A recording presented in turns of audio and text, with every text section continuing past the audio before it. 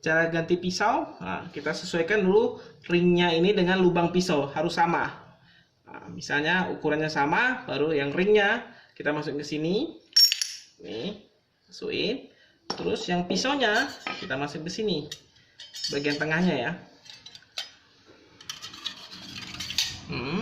Yang sini juga bagian tengahnya.